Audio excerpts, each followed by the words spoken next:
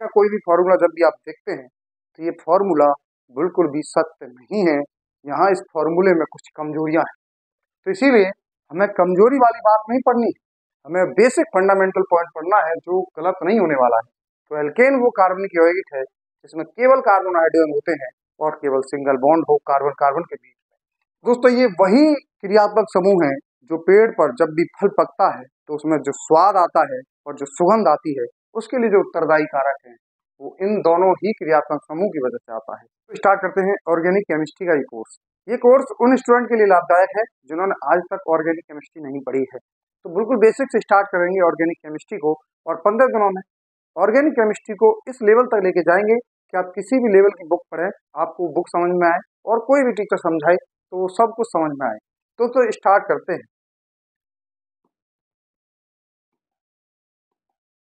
तो सबसे पहले स्टार्ट करते हैं कुछ क्वेश्चन से। हम जानते हैं कि घरों में जो सिलेंडर होते हैं उनमें कौन सी गैस पाई जाती है? क्या हम इस बात को जानते हैं? क्या आप ये जानते हैं कि पॉलीथीन में कार्बनिक यौगिक होता है? तो अगर आप अपने आसपास घुमाएंगे अपनी नज़र को तो आपको दिखाई देंगे बहुत सारे पदार्थ और उनमें क्या क्या पाया जाता है, क्या उनमें कार्बनिक पदार्थ पाए जाते हैं। तो ऐसे बहुत सारे क्वेश्चन आप बना सकते हैं। तो अब इन क्वेश्चंस का अगर आपको आंसर जानना है तो आपको पढ़ना पड़ेगा ऑर्गेनिक केमिस्ट्री की सबसे महत्वपूर्ण चीज, वो है क्रियात्मक समूह। दोस्तों क्या होते हैं क्रियात्मक समूह? तो क्रियात्मक समूह क्या है? तो क्रियात्मक समूह ये बताया जाता है कि दोस्तों कि किसी भी कार्बनिक यौगिक का जो सबसे महत्वपूर्ण पार्ट है, जो किसी भी कार्बनिक यौगिक के विशेष गुणों को बताता है, वही क्रियात्मक समूह कहलाता है। तो क्रियात्मक समूह वो समूह है जो किसी भी कार्बनिक यौगिक के विशिष्ट गुण को बताता है। जैसे सबसे पहला क्रियात्मक समूह है एल्केन। तो एल्केन के बारे में चर्चा करें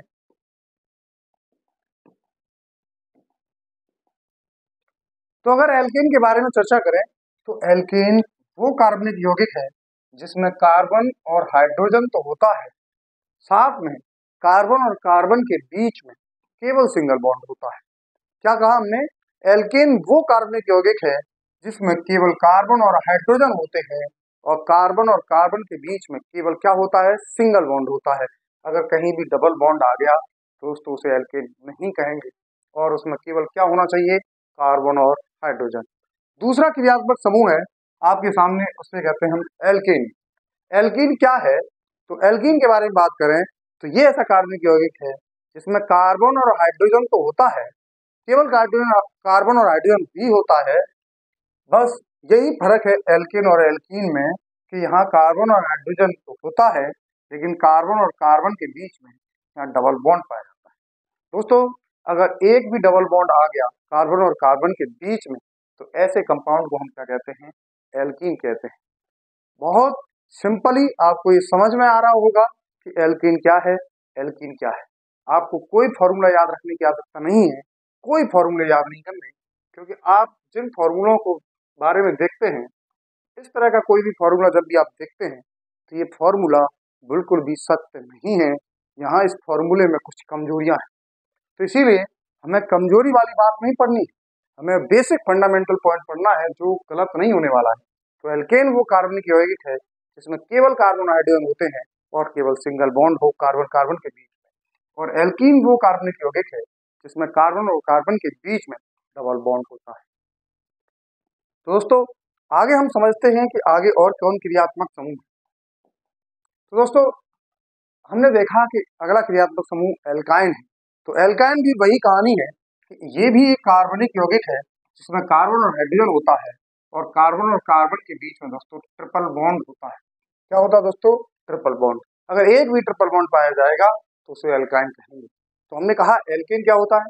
कार्बन और हाइड्रोजन का एक ऐसा यौगिक जिसमें कार्बन और कार्बन के बीच में केवल सिंगल बॉन्ड हो, उसे एल्कीन कहते हैं।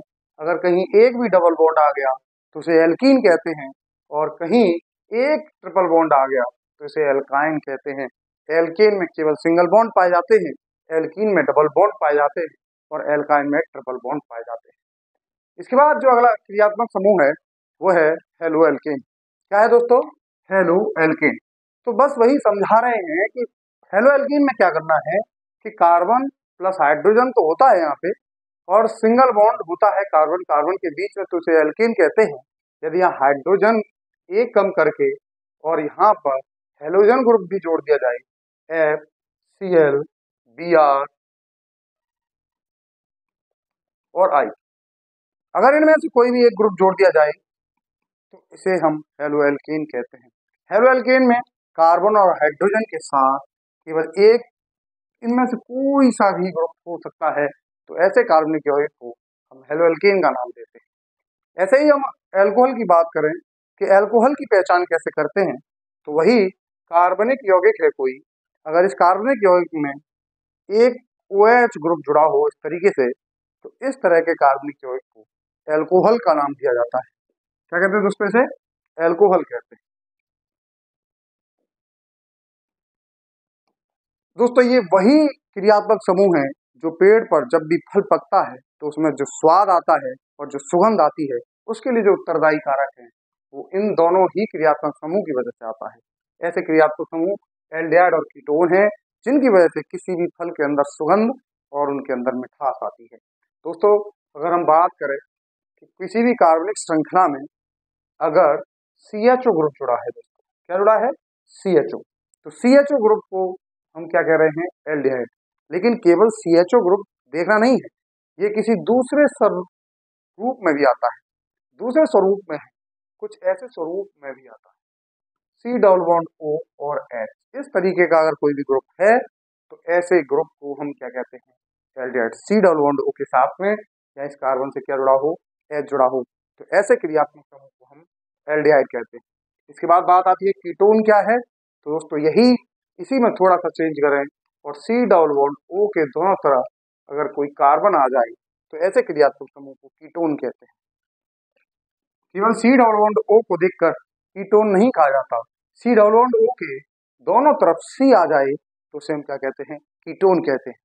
इसी तरीके से अगर हम बात करें कि कार्बोक्सिलिक अम्ल क्या है, दोस्तों कार्बोक्सिलिक अम्ल के बारे में बात करें तो ये कहीं भी COOH ग्रुप आ जाए तो उसे हम कार्बोक्सिलिक अम्ल कहते हैं। कहीं भी क्या आ जाए? COOH ग्रुप आ जाए तो उसे हम क्या कहते हैं? कार्बोक्सिलिक अम्ल कहते हैं। लेकिन इसके साथ बड़ी दिक्कत ये है कि कहीं पे कुछ इस तरह का यौगिक बना देते हैं और यहाँ OH को देख के हमें ऐसा लगता है कि कहीं ये अल्कोहल तो नहीं है, लेकिन COOH ध्यान से देखेंगे तो ये C डबल बॉन्ड O और OH है। इसका एक दूसरा स्वरूप है C डबल बॉन्ड O और OH। इस पूरे ग्रुप को कार्बोक्सिलिक अम्ल कहा जाता है। जैसे कीटोन में आप देख रहे हैं कि C डबल बॉन्ड O के दोनों तरफ क्या होनी चाहिए? C होनी चाहिए। अगर दोनों तरफ C है तो इसे कीटोन कह रहे हैं, और C डबल बॉन्ड O से एक तरफ जुड़ा हुआ H है तो इसे एल्डिहाइड कह रहे हैं। और COOH क्या है? C डबल बॉन्ड O के साथ में यहाँ पर OH का जुड़ना कंपलसरी है। अगर यहाँ पे OH जुड़ा हुआ है तो ऐसे क्रियात्मक समूह को कार्बोक्सिलिक अम्ल का नाम देते हैं। इसके बाद हम बात करें कि इसके डेरिवेटिव्स भी होते हैं कुछ। इसके डेरिवेटिव हैं एमाइड, एस्टर और एसिड क्लोराइड। ये तीन इसके डेरिवेटिव है, और भी हो सकते हैं लेकिन मेन इन्हीं की बात कर रहे हैं आज। तो ये COOH ये क्या है? कार्बोक्सिलिक अम्ल। COOH क्या है? कार्बोक्सिलिक अम्ल। अगर इस कार्बोक्सिलिक अम्ल में यहाँ पे OH को हटा दिया जाए और उसकी जगह पे NH2 ग्रुप जोड़ दिया जाए तो इसी को हम एमाइड कहते हैं। C double bond O OH की जगह पे अगर NH2 लगा दिया जाए तो इसी को हम क्या कहते हैं? एमाइड कहते हैं। इसे कहते हैं CONH2। लेकिन ध्यान रखिएगा कि यहाँ N के साथ कुछ और भी जुड़ा हो सकता है, तो इसे एमाइड कहते हैं। अगर इस एस्टर ग्रुप को देखना है तो इसी में अगर C डबल बॉन्ड O के साथ में ये O तो है ही, लेकिन यहाँ H की जगह कोई कार्बन आ जाए तो ऐसे क्रियात्मक समूह को एस्टर कहा जाता है। और अगर C डबल बॉन्ड O के साथ में इस OH को उठाकर Cl लगा दिया जाए तो ऐसे क्रियात्मक समूह को एसिड क्लोराइड कहा जाता है। अगर हम बात करें एक और मेन फंक्शनल ग्रुप है जिसके बारे में आपको पता होना चाहिए, इसे हम कहते हैं एमीन। दोस्तों क्या होते हैं एमीन? कि अगर किसी भी कार्बन की श्रृंखला में सिंगल बॉन्ड से नाइट्रोजन जुड़ा हो, दोस्तों क्या जुड़ा हो? सिंगल बॉन्ड के साथ में नाइट्रोजन जुड़ा हो, तो ऐसे क्रियात्मक समूह को एमीन कहा जाता है। इसमें और इसमें फर्क है। C डबल बॉन्ड O के साथ में N जुड़ा हो तो उसे एमाइड कहते हैं, और नॉर्मल कार्बन की चेन पर अगर एम जुड़ा हो तो उसे एमीन कहते हैं। दोस्तों क्या कहते हैं? उसे एमीन कहते हैं। दोस्तों जैसे कुछ एग्जाम्पल देखते हैं। अभी हमने देखा कि कार्बोक्सिलिक अम्ल क्या है, एमाइड क्या है, एस्टर क्या है। तो देखिए जरा कि इस क्रियात्मक समूह को आप ध्यान से देखें तो ये क्या है? सी डबल बॉन्ड ओ के साथ में ओ एच जुड़ा है। ध्यान से देखें जरा इसको कि सी डबल बॉन्ड ओ के साथ में क्या जुड़ा हुआ है? O H. तो इसी को हम क्या कह रहे हैं? C double O H. यही क्या है? कार्बोक्सिलिक अम्ल है। क्या है दोस्तों? ये कार्बोक्सिलिक अम्ल है। और कार्बन के साथ में सिंगल बॉन्ड के साथ नाइट्रोजन जुड़ा है एन, तो इसे हम क्या कहते हैं? एमीन कहते हैं। एन जुड़ा है तो इसे हम क्या कह रहे हैं? एमीन। और यहाँ भी सी के साथ में एन जुड़ा है तो यहाँ भी इसे क्या कह रहे हैं? हम एमीन कह रहे हैं। इस तरीके से इसको भी देखेंगे तो ये भी कार्बोक्सिलिक अम्ल है और ये भी एमीन है। ये भी कार्बोक्सिलिक अम्ल, यहाँ भी कार्बोक्सिलिक अम्ल है, यहाँ भी कार्बोक्सिलिक अम्ल है और एमीन। इसमें दो तरह के क्रियात्मक समूह हैं, एक एमीन और एक कार्बोक्सिलिक अम्ल। एमीन और कार्बोक्सिलिक अम्ल। तो इसीलिए इन क्रियात्मक समूहों को एमिनो अम्ल के नाम से जाना जाता है, जिसमें एमीन ग्रुप भी हो और कार्बोक्सिलिक अम्ल भी हो तो इन्हें एमिनो अम्ल के नाम से जाना जाता है। जो हमारे शरीर में प्रोटीन वगैरह होती है वो इन्हीं से बन के बनी होती है।